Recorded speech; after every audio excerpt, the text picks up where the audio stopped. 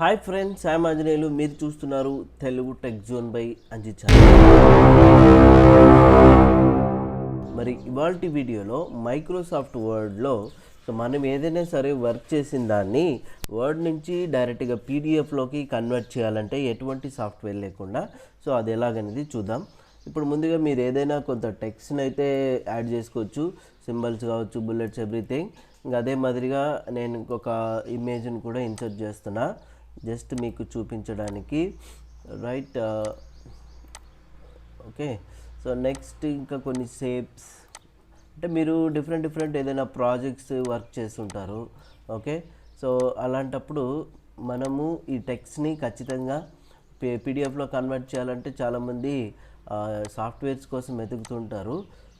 So ఇప్పుడు దానికోసమని దీన్ని మనం ఎలా కన్వర్ట్ చేయాలనేది చూస్తున్నాం. సో చూడండి, జస్ట్ సింపుల్గా నేను ఇదైతే చేస్తాను. మీరు ఎన్ని పేజెస్ టాస్క్ అయినా చేసుకోవచ్చు.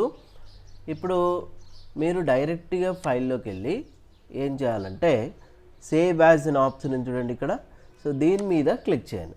క్లిక్ చేసిన తర్వాత బ్రౌజ్ అనే ఆప్షన్లోకి వెళ్ళగానే ఇక్కడ మనకు పేరు అనేది మీరు ఏదైనా పెట్టుకోవచ్చు, ఫైల్ నేమ్ అండి. సో నేను జస్ట్ ఓన్లీ టెస్ట్ చేయడానికి టెస్ట్ అని పెడుతున్నా. అది లొకేషన్ మీకు ఎక్కడ సేవ్ కావాలనేది కూడా చూసుకోండి. సో ఇప్పుడు నేను డాక్యుమెంట్స్లో సేవ్ చేస్తున్నా. సేవ్ యాజ్ టైప్, దీన్ని మీరు ఎలా సేవ్ చేయాలనుకుంటున్నారు, ఏ ఫార్మాట్లో? సో ఇక్కడ క్లిక్ చేస్తే చాలా ఉన్నాయి చూడండి, డ్రాప్ డౌన్ బటన్ ప్రెస్ చేస్తే మనకు కావాల్సింది ఏ ఫార్మాట్లో? పీడిఎఫ్ ఫార్మాట్లో మనకు కావాలి. కాబట్టి మీరు డైరెక్ట్గా పీడిఎఫ్ మీద క్లిక్ చేయగానే ఇక్కడ ఆప్టిమైజ్ ఫర్ అండ్ 2 ఆప్షన్స్ అయితే ఉన్నాయి. జస్ట్ ఇదే ఆప్షన్ ఉంచుకోండి. సేవ్ బటన్ ఎప్పుడైతే మీరు ప్రెస్ చేస్తారో చూడండి, ఆ పర్టికులర్ ఫైల్ సేవ్ అయిపోయింది.